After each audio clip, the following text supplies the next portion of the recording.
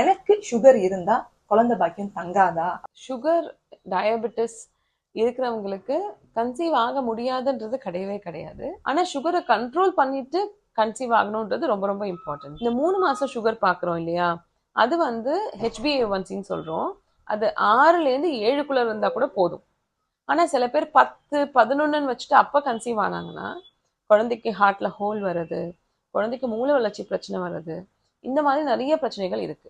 ஆனா இதே ஒரு பேஷண்ட் வந்து இன்சுலின் வந்து காலையில 30 யூனிட், ஈவினிங் 20 யூனிட், அந்த மாதிரி நிறைய 50 யூனிட் இன்சுலின் போட்டா கூட ஆனா சுகர் கண்ட்ரோல்ல வச்சுக்கிறாங்க. நான் சொன்னேன் இல்லையா, அந்த லெவல் கண்ட்ரோல்ல வச்சுக்கிட்டாங்கன்னா அந்த டயபெட்டிஸ் ஆனது குழந்தைய ஒண்ணுமே பண்ணாது. ஸோ எப்படி உங்களோட சுகர் கண்ட்ரோல் இருக்குன்றது தான் ரொம்ப இம்பார்ட்டன்ட், ரேதர் தென் சுகர் இருக்கா இல்லையான்றதோட. அதனால HbA1c-ய 6 to 7க்குள்ளார வச்சுக்கிட்டு கன்சீவ் ஆகணும். அதுக்கப்புறம் சுகர் வந்து வீக்லி ஒன்ஸ் ப்ரெக்னன்சியில் மானிட்டர் பண்ணணும்.